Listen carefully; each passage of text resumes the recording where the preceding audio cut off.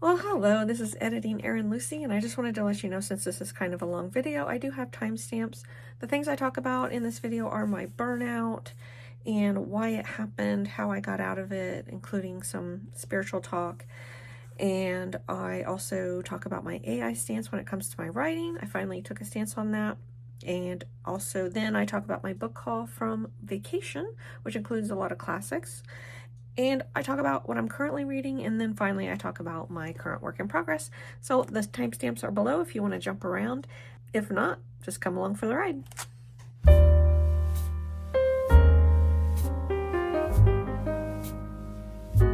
Well, hello, my name is Erin Lucy. I write sweet romantic comedies, and this video is a long time coming, I guess, because I've had a little bit of a break, so I have a lot to talk about, and we'll just get right back into it. Well, first of all, my daughter drew a frog. He's cute. And second of all, I wrote down what I want to talk about, because if I don't, I will ramble. So if I'm looking down, that is why. And so where have I been? I think hold on. I have to look at my laptop because I need to see when I released A Very Bad Neighbor. I think it was June 20 something. You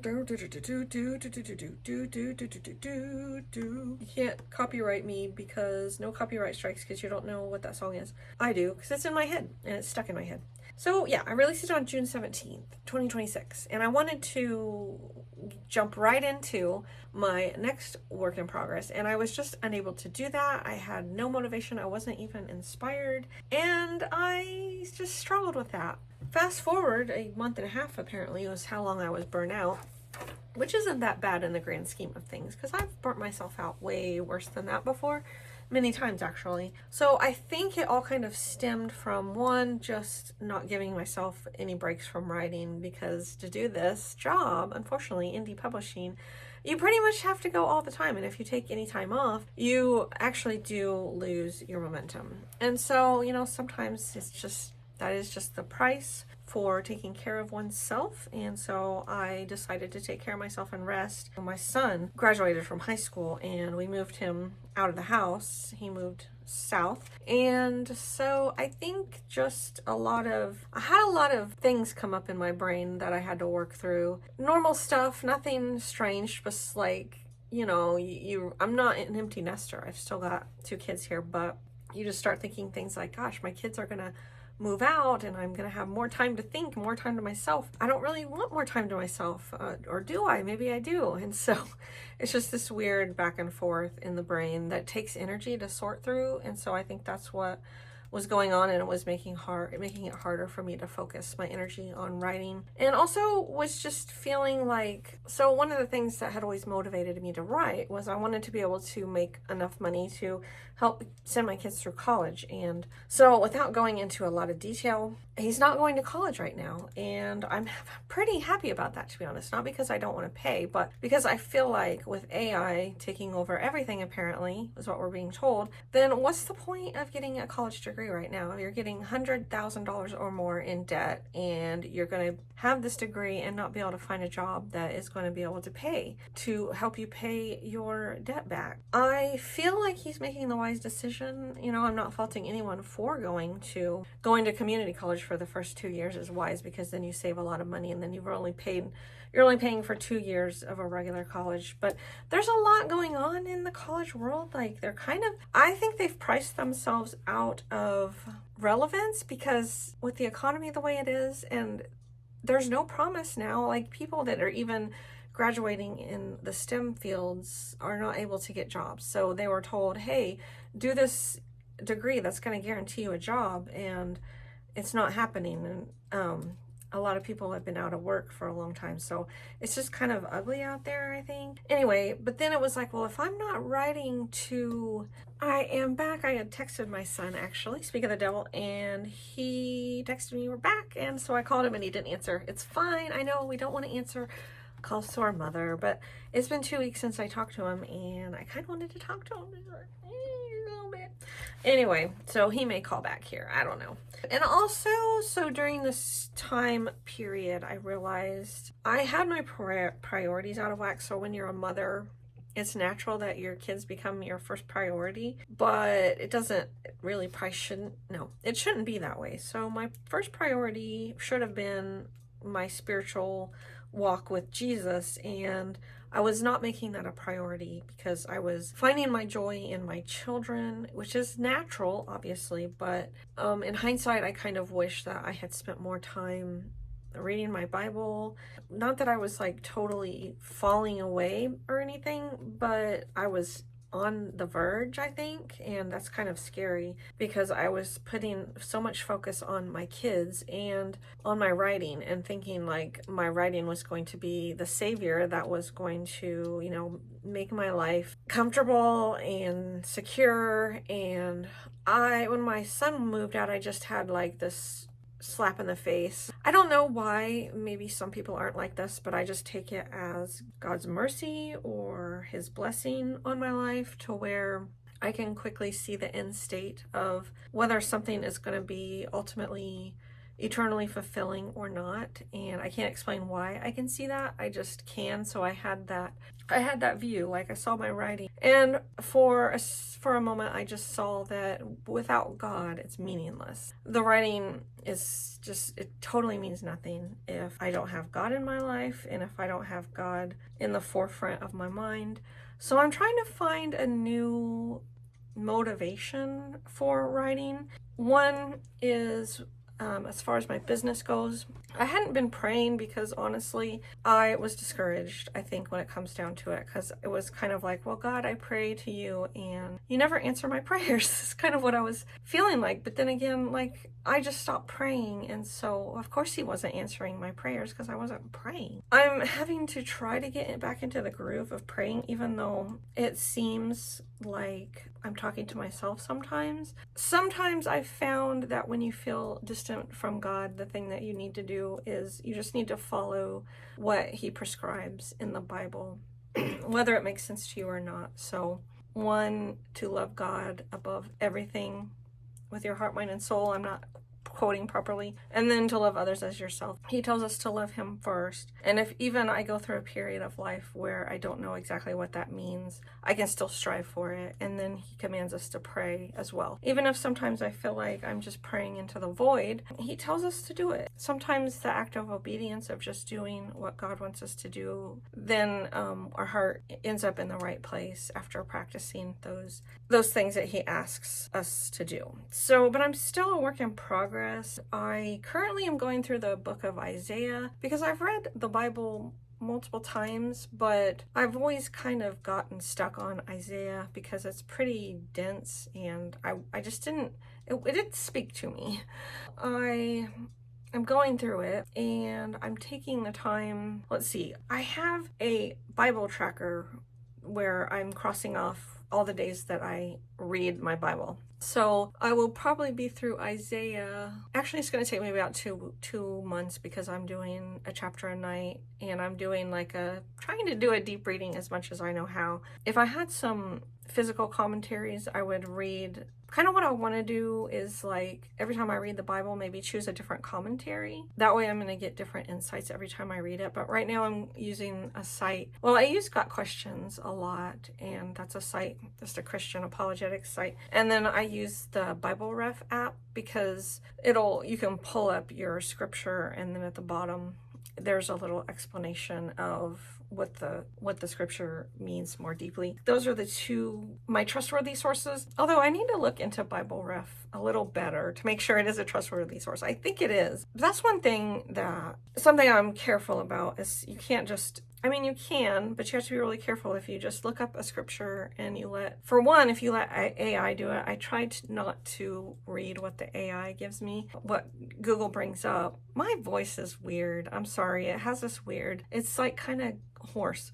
Anyway, what was I saying? Yeah, you got to be careful. So usually, like, I'll pick a site and then I'll read their about, because there was one article I really liked about a certain passage. Then I saw that the group, they were non-Trinitarian, and I was like, well, shoot.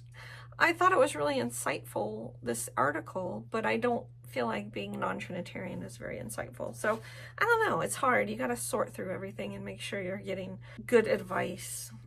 Anyway, so enough of that. So what did I do to heal from my burnout? I just didn't force myself to write, and I took a break and I rested as much as I felt like I needed to rest. Like sometimes I just wanted to sleep a lot, so I slept a lot. Like I kind of said earlier, I just started prioritizing God and the Bible over my business. So I had been working at night in the evenings, working on my writing instead of reading my Bible. And I want to get away from working in the evenings on the writing. So that means I have to scale back my expectations for what I am able to accomplish writing wise. I still would like to write 4 books a month.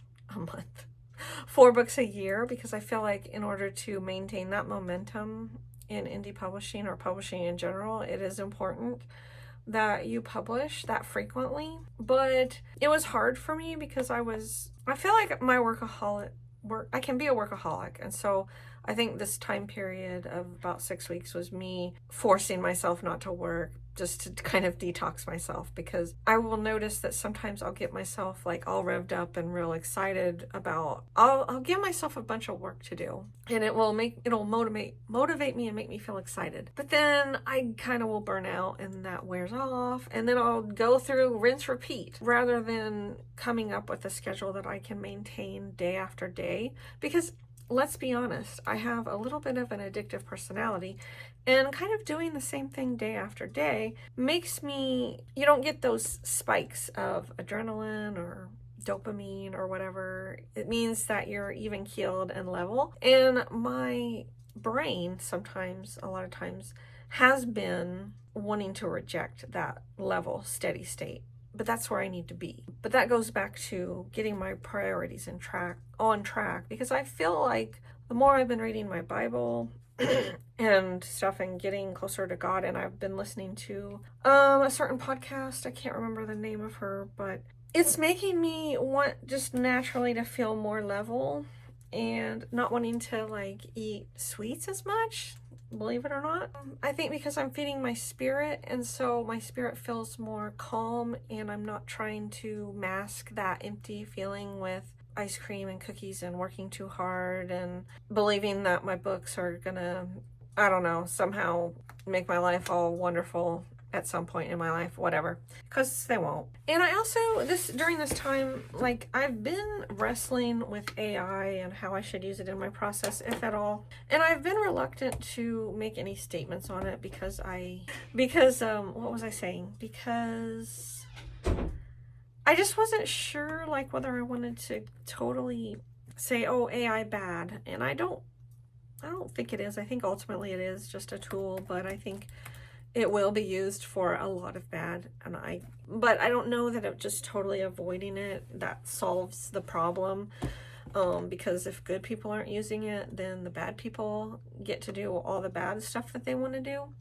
So I kind of feel like it's important to learn how to use it real responsibly. But I'm going to go ahead and I think I'm just going to kind of read through this blog post that I made. And it's my AI policy, and you can find it on www.erinlucy.com.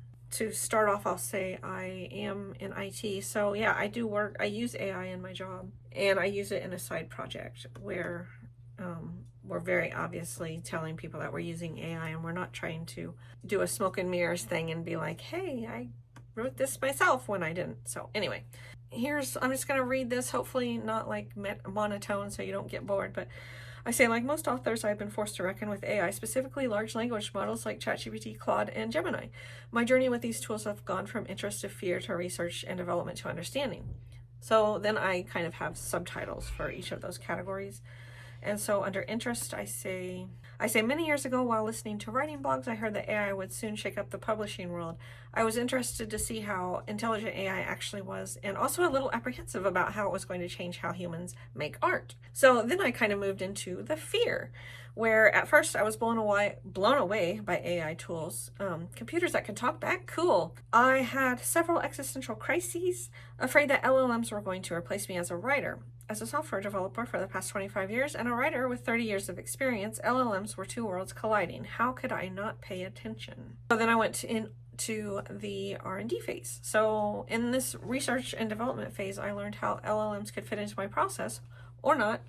I tested their limits to see how viable the technology was for fiction writing. I outlined a bunch of stories and tried to write them with Claude. The output required extensive editing to make it publish-worthy, which negated any time saved by having the bot generate the first draft. True story. So then I came to understanding. I understand the limitations of LLMs now. They don't think, they don't have emotions, and they can't reason like humans do. I understand that AI written prose will always have quirks, ticks, and tells that reduce its viability as a storytelling machine for writers who know how to write themselves.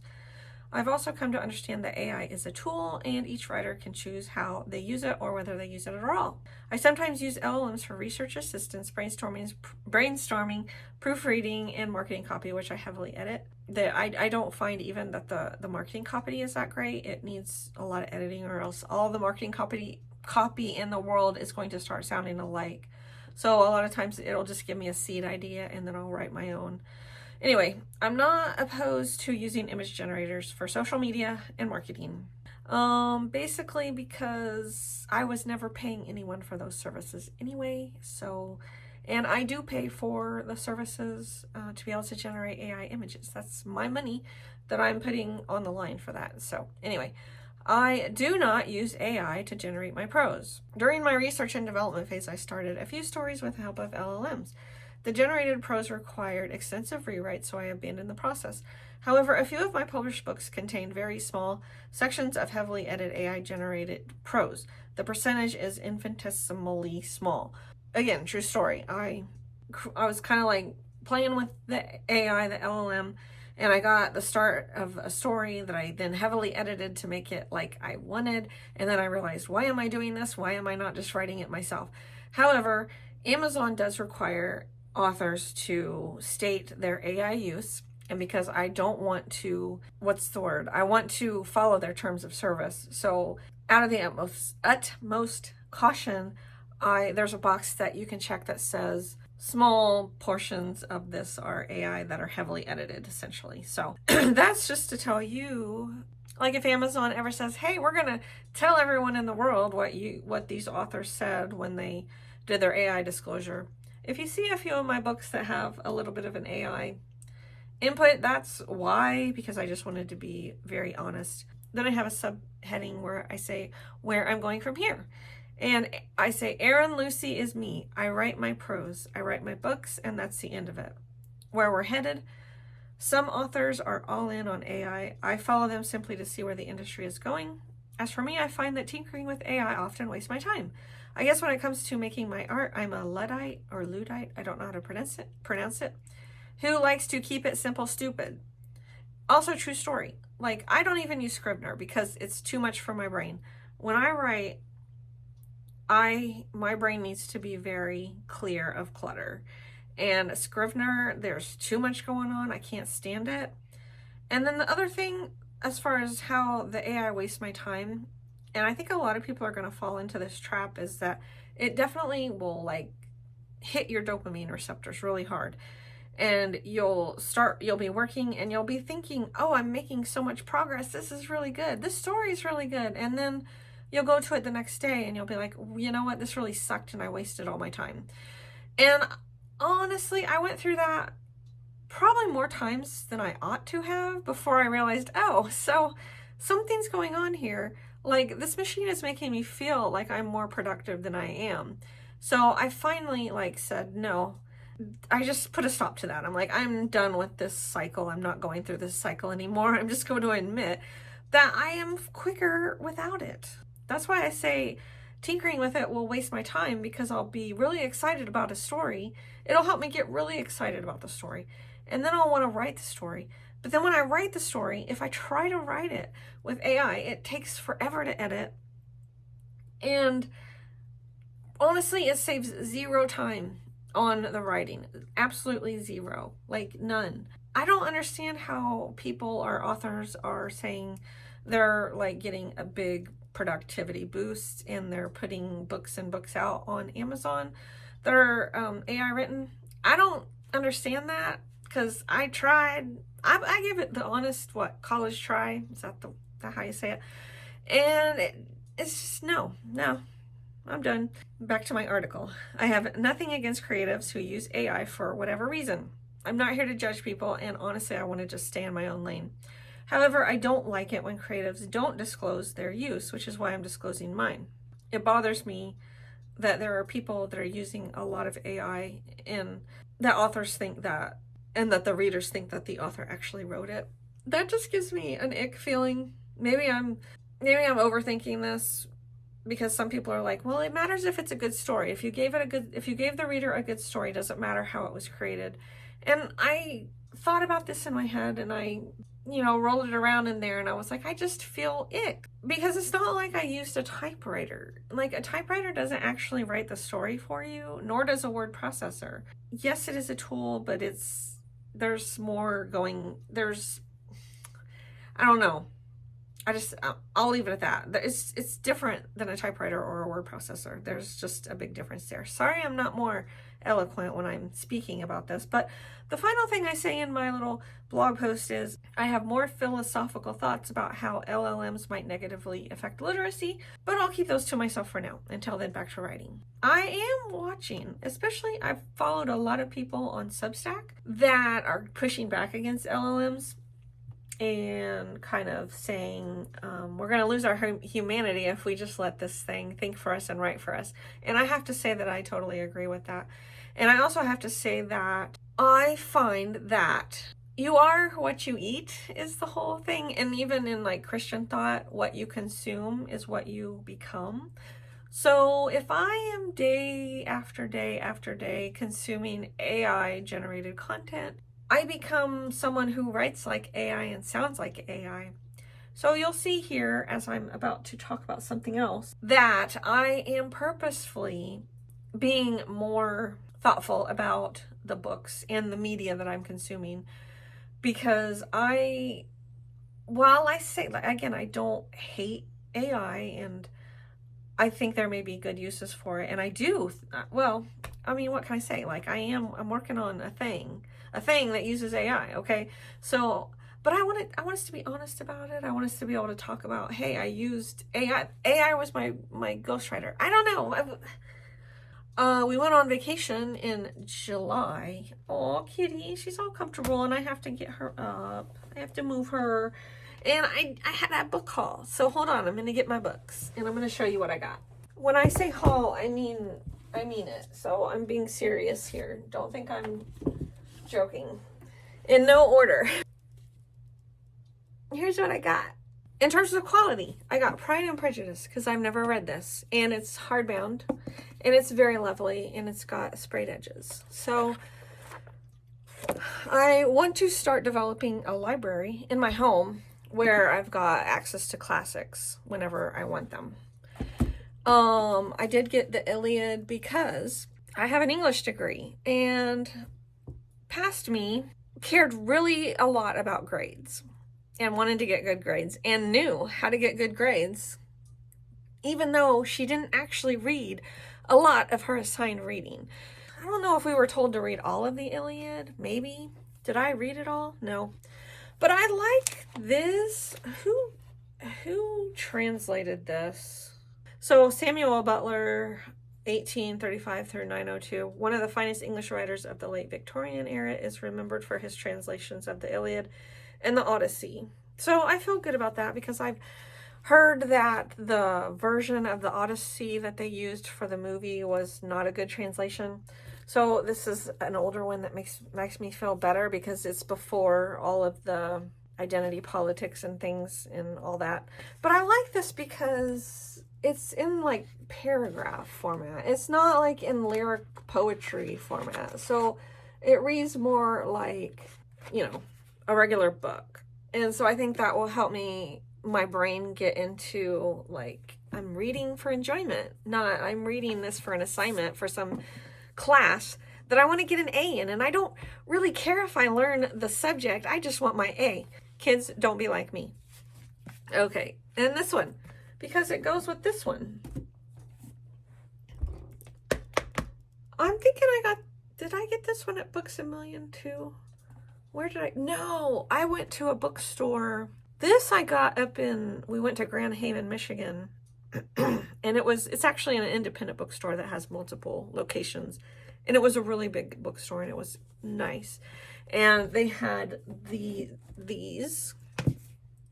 Maybe that's where I got this one. I can't remember. So I want to read. Oh, did I even say what this is? This one's Pride and Prejudice by Jane Austen. This one's Jane Eyre by Charlotte Bronte, which is, I think, this one is, what subgenre or era is this? I don't know. I read the beginning and I like the beginning. So this one I read when I was younger. I actually read this one for enjoyment when I was probably in grade school. I bought a hardbound copy of it because I really, especially the classics, I want them to last longer. So I bought hardbound. Kitty. And then I've got this one because I don't normally read explicit romance, but this one is a dual timeline, and I have 3 story ideas right now that are dual timeline, and so I wanted to see how she does it. That's why I bought this. This was also, there were a lot of used bookstores up there in Michigan, and this one was used, but it's in really good condition. I bought this one at a Barnes & Noble in Grand Rapids. It was 2 stories. It was a 2-story Barnes & Noble with escalators, and it was really cool. I could have spent all day in there. And why did I buy this one? Well, the back cover copy, obviously, it sounds interesting to me. But also, I mean, come on. This. Did I buy it for the sprayed edges? Maybe.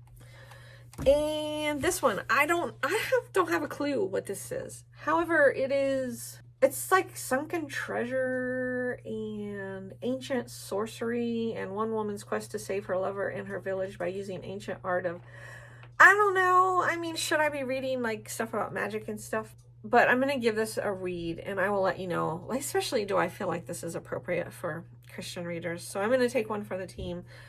But something about it being like nautical, it made me really want to read it. And also, there's a jellyfish. Okay. It doesn't take much. And I got this one because I was looking for something that I knew wouldn't cause me brain rot. And so this is contemporary, and it is Amy Clipston. And I think I will be reading this in the fall. Oh, I need to see if I can get this sticker. Oh, it's a scratch and...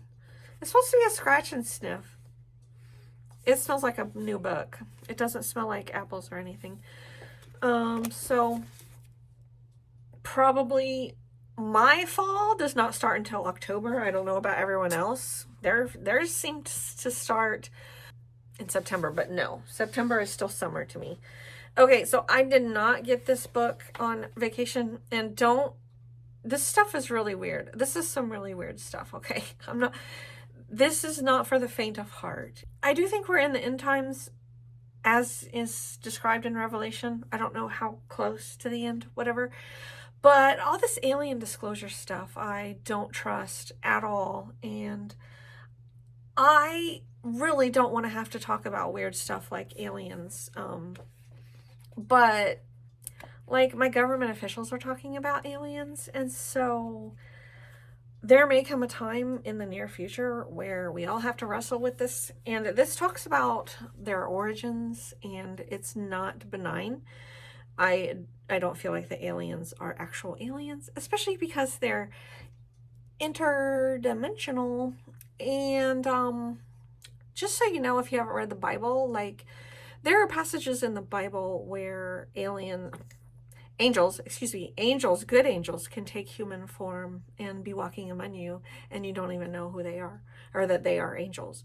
So, and if you believe the story of the Bible, which I obviously do, and there's 1/3 of the angels fell, who's to say that they didn't retain some of their abilities to take bodily form? This guy, if you want to do a deep dive into the weird, he has a website. His name's Larry Ragland. And I bought this yesterday. I can't stop buying books. Yeah, this one is Kurt Vonnegut. And this is another one, I've never read one of his. And he's an acclaimed writer. And I'm trying to fill my brain with good writing. Anything that does not sound like AI writing, essentially, because AI writing is just going to be everywhere. It's going to be in everything we read, everything we look at. And so I'm sort of feeling a little, oh, what's the word? I'm feeling a little rebellious. And I'm kind of feeling like I just want to go back to the basics, the classics, before all this digital hubbub came into our lives. So that's where I'm at. And those are the books I have on my physical TBR, which now includes 1, 2, 3, 4, 5, 6, 7, 8, 9, 10, 11, 12, 13, 14, 15, 16, 17, 18. So, I mean, it could be worse. All right. So, I want to segue. Oh, I also got a reading journal. I think it was like $20 on Amazon. It's hardbound, which I like because it's like a keepsake, and it just has, I mean, you can, it's got a reading tracker. It's got, you can have a list of books you want to read, and it's got a do not finish list. And then I already have a DNF, but I was going to try to read The River God by Wilbur Smith, and the style just wasn't doing it for me. I mean, I'm sure it's probably a good book, but if I enjoyed the style and it was not 664 pages, but it's hard for me to commit to a book that is that long, even if it's really good. So it was long, and at the beginning, there's like, the girl is like 14 and has just started her period or something, and then there's this 30-year-old guy kind of ogling her, and they getting no clothes. So I skipped that one. It was set in Egypt, to be fair, so like she naturally just wasn't wearing a shirt, because apparently they just, I don't know if that's historical or not, like the women didn't wear tops, which I understand, you know, sometimes that's a thing, like culturally or whatever. So maybe that makes it a little less weird. What I'm reading now is, hold on. So I already talked about this one. I'm still reading this one, but I am getting closer to the end. Still very much enjoying it. So, and then the other thing I'm reading is, I need to look it up because it's Civil War, written during the Civil War. And the name of the author, hold on, let me look it up. If I could pull up Google, I would look it up. Okay, so the story is called, my computer's very slow. Okay, here, it came up. It is called Miss Ravenel's Conversion from Secession to Loyalty, and it is by John William DeForest. It was written during the Civil War. Oh my gosh, I need to restart my computer because it's, I loathe the idea of getting a new computer because of RAM costs right now. Don't even get me started on that. Okay, 1867 was when it released. When was the Civil War? Oh, so he wrote it just after the Civil War. So the Civil War was 1861 to 1865. This is the American Civil War, obviously, because I'm in the U.S., and so he wrote it right after that. And why? Why am I reading this? Because one of my ideas for my stories is dual timeline as well. I'm not saying English right. Okay. So I have an idea for a story that's dual timeline. And part of the story takes place during the Civil War. And then the other part of the story is contemporary. So I was like, I need to get a feel for, if not what life was like, well, I need to know what life was like, but I also need to get a feel kind of more for the way they spoke. And I don't know. I mean, I can research the Civil War all I want, but this takes me to 1867 from the eyes of someone who was actually in the Civil War. So I think it'll give me a really good starting point. And then I'm thinking about reading Little Women, which I feel like I've read before, like when I was really young. but I believe that was written during the Civil War as well.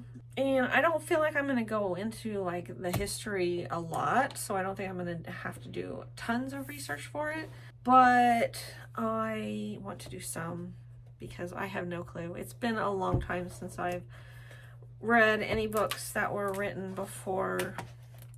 It's been a while. When I am done with that book, I will talk about it. I am surprisingly enjoying it. It's very unique, and I'm enjoying it quite a lot. The last thing I want to talk about is my current work in progress, which is, I believe, book 5. Yes, book 5 in my Unruly Rockstar series. And it was slow going because I wasn't in the mood to write. But I bought myself this. Does it seem like I'm buying myself a lot of books? Because I am, but I have a weakness when it comes to journals, and this one is a Leuchtturm, Leuchtturm, 1917, and it's a German company, but it's kind of like a Moleskine, only I like the paper quality better, and I like that it's dot grid. So what am I doing with this? I am handwriting my work in progress, mostly because I told you I was feeling kind of rebellious, and I just don't feel like the age that we're living in, this digital age, is better than what we had before. Do I think we have a lot more conveniences because of it? Yeah, but as far as when it comes to like the human mind and creativity and connections between humans, I don't feel like it's any better. And I miss the simple things like the joy of writing in a notebook. And this is such that I can keep it when I'm done if I want to. And I can have a record of my story. So what I do is I write very small because I'm trying to follow like the dot grid lines. And so if I write about 5 pages, that's about 1,000 words or more because of how small I'm writing. And I'm just going to fill up this book. If I fill up this book, let's see, I'm on page 25 and there are 250 pages. So let's do the math. 225 minus, wait, no, 250. Oh yeah, 225. Okay, so what's 225 divided by 5? 4, 20, 45. Okay, so I should be able to get around 40 to 45,000 words in this. Hindsight being 2020, there is a bigger one that is 400 pages, and so that would probably have fit my entire book. So next time, if I like this, I may go with a different brand just for fun. But so that means most of my story, let's see, I'm sorry I'm jumping all over the place, but I have around 20,000 words written so far. I'm in chapter 7. I finished chapter 7 and I'm moving on to chapter 8. And there is probably like 24 chapters. I think this one's going to go long, and so I think it's going to be 70 to 75, which means I've got like 55,000 more. And that brings me to my next point, is I would like to finish the first draft in 50 days. So that's what's going to be going forward in this channel, is we're going to see if I can write 1,000 words a day for 50 days and mostly finish the first draft of my story. I don't know that I will post a video every week because obviously, I don't know.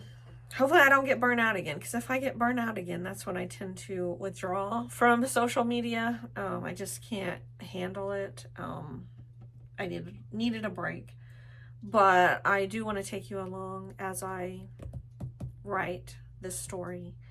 So let's see if let's say I've got 50,000 more words to go. That's 50 days, which is 7 times 7. This is 7 weeks. So for the next 7 weeks or so, we will be tracking how I'm doing in this story. And I hope to publish this story in October. If I finish, I estimate being finished around September 22nd. So that gives me a good bit of time to edit. I'll be editing as I go, but then I can do my final edit. It'll give me several weeks to be able to do that, and then prior to publishing. So that is the plan. And I will also periodically I want to do book talk content. And I know, like, as an author, I'm not supposed to talk about other people's books. And I may just talk about classics, and that may be how we get around it.